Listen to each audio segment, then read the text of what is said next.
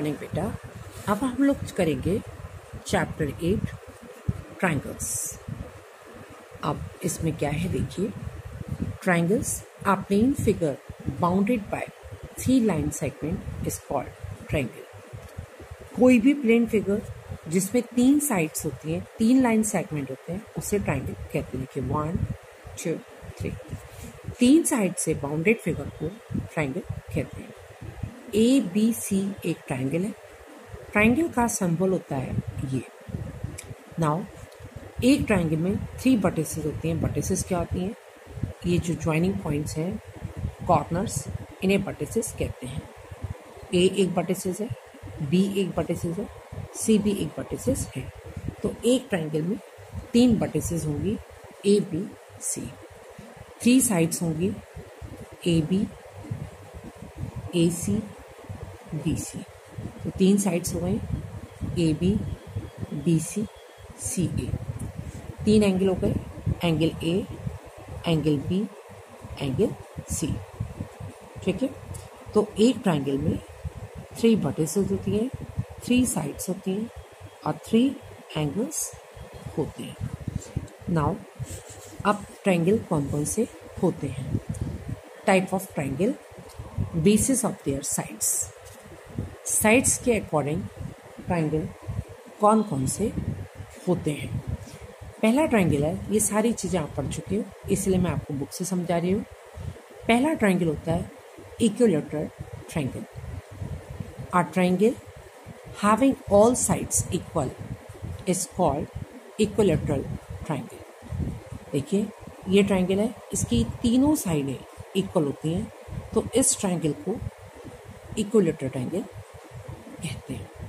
ठीक है। वो ट्राइंगल जिसकी सारी साइडें इक्वल हों उसे इक्विलैटरल ट्राइंगल कहते हैं। दूसरा है आइसोस्केलस ट्राइंगल। क्या होता है? A triangle having 2 sides equal is called an isosceles triangle.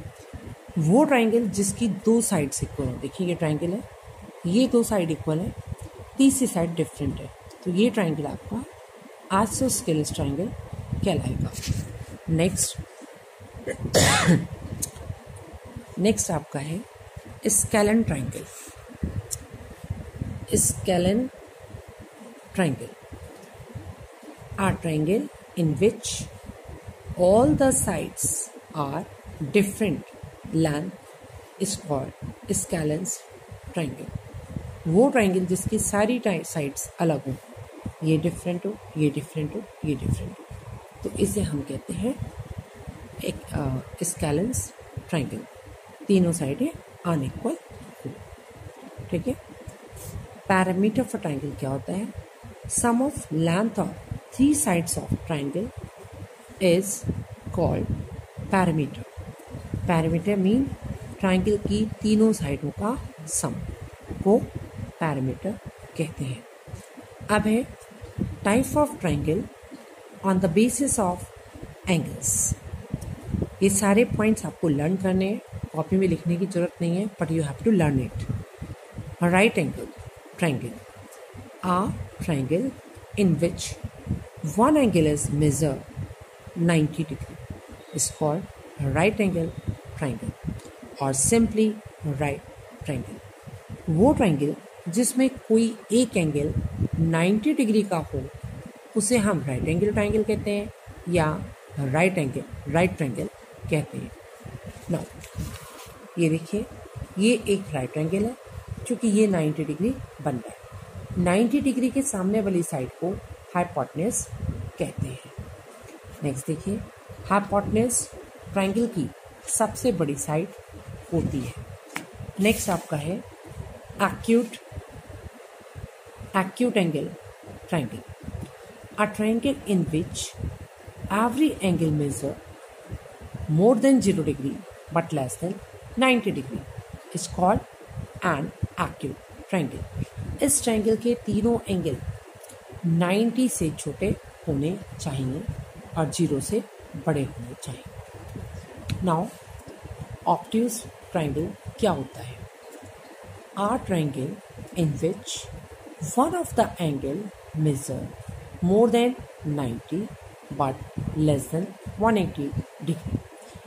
कोई भी ट्रायंगल जिसमें कोई एक एंगल 90 से अबव हो, 180 से छोटा हो, उसे हम ऑब्ट्यूज ट्रायंगल कहेंगे।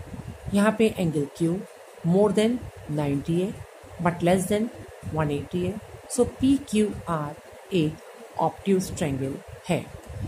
नाउ अदर चीज़ देखिए, मीडियन क्या होती है। मीडियन क्या होती है?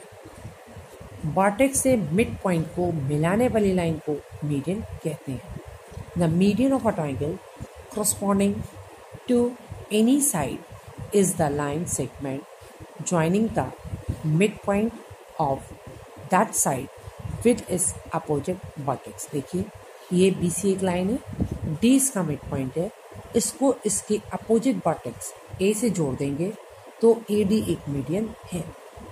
AC में E एक मिड पॉइंट है, BE को यानी E को उसके अपोजिट वर्टेक्स से जोड़ देंगे तो BE भी एक मीडियन है।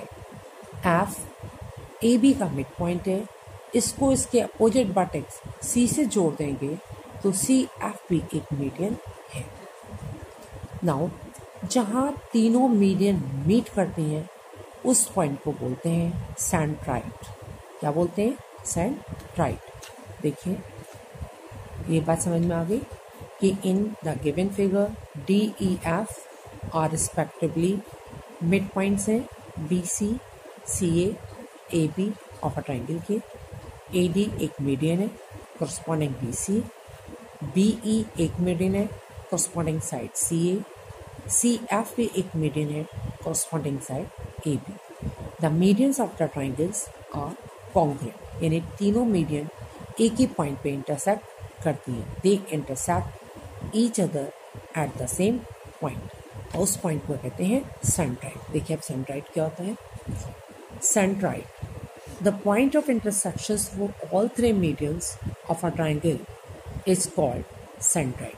जहाँ तीनों के तीनों मीडियंस मीट करती हैं उसे सेंट्राइड कहते हैं। देखिए ये G पॉइंट सेंट्राइड है। In the above figure median AB, AD, BE, CF और triangle ABC intersect each other at a point G, so G is a centroid of triangle ABC। Now आगे देखिए, now altitudes क्या होते हैं। Vertex से opposite side पर जो perpendicular डाले जाते हैं उन्हें बोलते हैं altitude. The altitude of a triangle corresponding to any sides is the length of perpendicular drawn from the opposite vertex to that side। AL BC पे परपेंडिकुलर है, BM AC पे परपेंडिकुलर है, CN AB पे perpendicular है। देखिए और तीनों के तीनों परपेंडिकुलर H पॉइंट पर मीट कर रहे हैं। The sides on which perpendicular is being drawn is called base। in the given figure AL, देखिए AL परपेंडिकुलर है BC पर, BM परपेंडिकुलर है CA पर, CN परपेंडिकुलर है AB पर। AL altitude corresponding side BC, BM altitude corresponding to the base CA, CN is a altitude corresponding to the base AB। Now a triangle however has three altitudes और the altitudes of the triangles are congruent, यानी वो एक point पे meet करते हैं। जहाँ पे altitudes meet करते हैं उसे बोलते हैं ऑर्थो सेंटर। देखिए ऑर्थो सेंटर क्या होता है। Ortho centre, the point of intersections of all three altitudes of the triangle is called ortho centre. जहाँ पे तीनों के तीनों ऑल्टीट्यूड मीट करते हैं उसे ऑर्थो सेंटर कहते हैं। तो अब फिगर में AL, BM, CN H point पे इंटरसेक्ट कर रहे हैं, so H will be a ortho centre.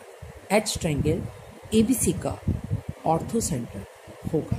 अब आगे देखिए, अब है incentre of the circle क्या होता है। Incentre of the circle क्या होता है।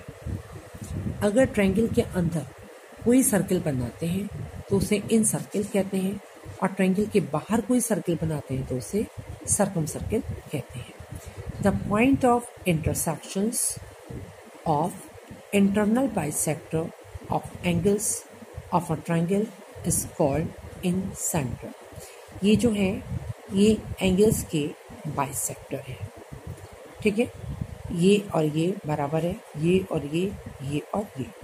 जहाँ पे ट्रायंगल के बाइसेक्टर मीट करते हैं उसे हम सेंटर इन उसे हम जो है क्या कहते हैं, देखिए the point of intersections of internal bisector. Internal bisector का जो पॉइंट ऑफ इंटरसेक्शन होता है उसे हम इन सेंटर कहते हैं, यानी इन सर्किल का सेंटर है, इसलिए उसे हम इन सेंटर कहते हैं। अब देखिए सर्कम सेंटर क्या होता है। ट्रायंगल के बाहर सर्किल है जहाँ पे ट्रायंगल के परपेंडिकुलर बाइसेक्टर मीट करते हैं। देखिए ये इस ए बी का परपेंडिकुलर बाइसेक्टर है, ए सी का, बी सी का। जहाँ पे परपेंडिकुलर बाइसेक्टर मीट करते हैं उसे हम बोलते हैं circum centre. Point of intersection of the perpendicular bisector of the sides of triangle is called circum centre. आगे देखिए, तो ये सारी इंपॉर्टेंट पॉइंट्स हैं, सो आप इन्हें लर्न करेंगे। सेंट्राइड क्या है? The point of intersections of median of a triangle is called centroid. Ortho centre, the point of intersections of altitude of a triangle is called its ortho centre. In centre, the point of intersection of internal bisector of the base of a triangle is called in center. Circumcenter, the intersection of the perpendicular bisector of the sides of triangle is called circumcenter. ये आप copy में भी देखेंगे because these are very very important things. Now, अब है exterior and interior opposite angles of a triangle. देखिए कोई triangle है, ट्रायंगल का किसी साइड को बढ़ा दें तो जो बाहर एंगल बनता है उसे हम इस ट्रायंगल का एक्सटीरियर एंगल कहते हैं। Exterior angle sum of opposite interior के बराबर होगा, यानी angle A C D equal होगा angle A plus angle B के, ठीक है। देखिए let A B C is a triangle, one of whose side B C is produced D, then A C D is called exterior angle, while B A C और A B सी यानी इसको छोड़कर ये दोनों एंगल अपोजिट एंगल कहलाते हैं, ठीक है। नाउ अब आपकी थ्योरम में क्या थ्योरम है, देखिए सम ऑफ ट्रायंगल 180 होता है। आपने बहुत जगह प्रॉपर्टीज करते हैं, सम ऑफ ऑल द एंगल्स 180 होता है। अब देखिए इसे कैसे शो करेंगे कि ट्रायंगल के ऑल एंगल्स का सम 180 होता है। ये ट्रायंगल है, आपको प्रूफ करना है angle 1 plus angle 2 plus angle 3। हमने एंगल ए को 1 माना है, बी को 2, सी को 3। हमें प्रूफ करना है angle 1 plus 2 plus 3 equal to 180। ये थ्योरम भी बेटा आपको कॉपी में करनी है। क्या करेंगे, कंस्ट्रक्शन करेंगे। बी सी के एक पैरेलल लाइन को ड्रॉ कर देंगे, D E parallel to B C, through A, draw a line D A E parallel B C. आप देखिए क्वेश्चन क्या करेंगे, आप देखिए ये इसके पैरेलल है, इसलिए एंगल 4 और 2 बराबर होगा अल्टरनेटिव इंटीरियर एंगल्स। सिमिलरली ये बी सी के पैरेलल है, इसलिए 5 और 3 एंगल 5 और 3 बराबर होगा अल्टरनेटिव एंगल्स, यानी एंगल 2 4 के बराबर होगा और एंगल 5 3 के बराबर होगा, क्योंकि ये अल्टरनेटिव एंगल्स हैं। आप देखिए डी ए ई एक स्ट्रेट लाइन है, सो एंगल 4 प्लस 1 प्लस 5 यानी इन तीनों एंगल का सम क्या होगा 180। देखिए डी ए ई एक स्ट्रेट लाइन है, इससे तीनों का सम क्या होगा 180, ठीक है।